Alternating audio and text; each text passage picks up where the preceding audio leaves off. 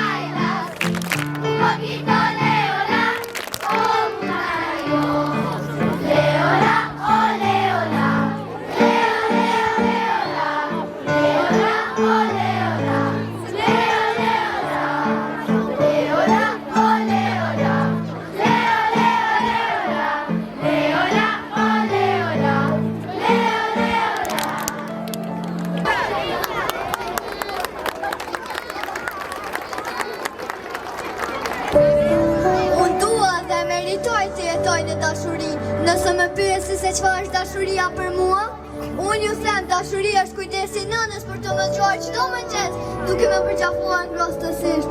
E pranishme është dashuria kur babi çantën time të rënd më merr nga shpina. Dashuria është koha që mësuesja ndon për mua, veç për të më dëgjuar mendimet e mia. Dashuria është gjyshërit e mi që më përgatisin ushqime e më dhurojnë nota sa herë që kanë mundësi ata. Aty ku ka dashuri, mungon urrejtja e noti, bizotron lumturia. Andaj, o njerëz të rritur, dhuroni sa më shumë dashuri, që bota jonë të jetë çdo ditë më e mirë.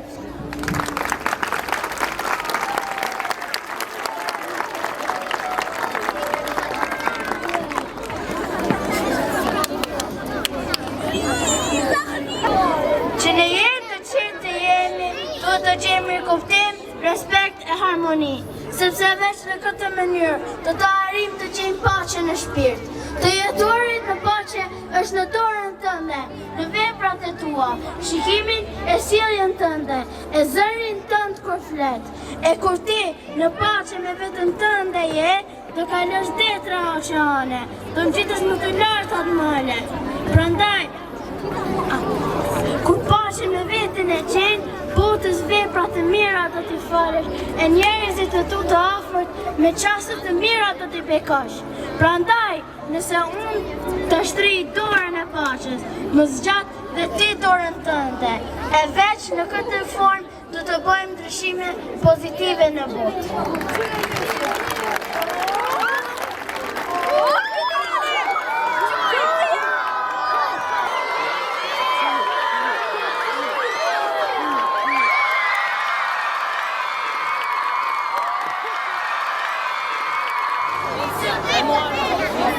Të ndryshëm të gjithë jemi, por kjo nuk ka as pak rëndësi, sepse njeriu e mirë nuk e bën pamja, veshja, kombi, raca, as feja.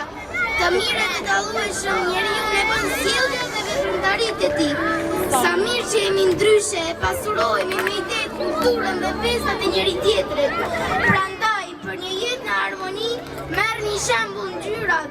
Sa të ndryshme janë, shpesh mësuesja me ngjyrën e krahason, sepse thot, po të mungonte njëra, klasa jonë nuk do të ishte e plotë.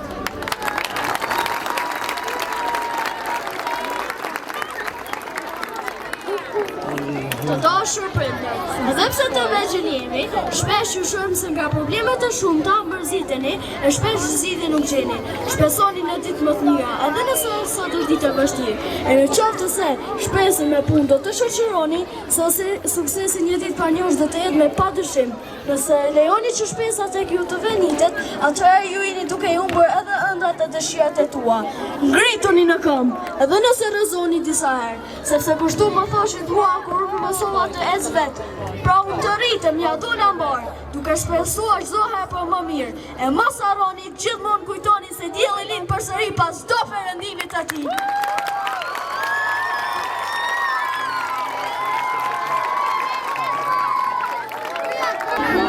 Njerëzit e mirë me karakter të fortë ndihmojnë sa herë të tjerat kanë nevojë. Do shumë shpesh na ndodh që të mendojmë vetëm për veten dhe problemet tona, por mundohemi të ndryshojmë për mirë, të jemi pranë të tjerë kur nuk ndihemi mirë, sepse vetëm në atë mënyrë mund të krihemi lart e më lart. Ndihmo, pa kushte, pa përfitime, pa pritshmëri. Në fund të ditës jeta do të jetë shumë më e mirë kur të bashkuar jemi njëri tjetrin për herë mbështesim.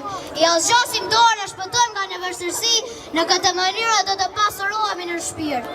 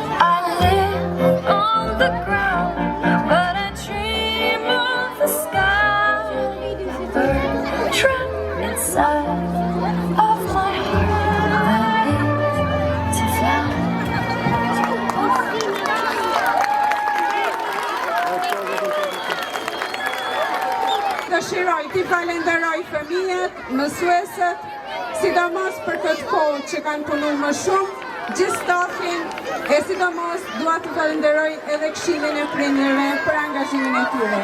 Faleminderit gjithëve.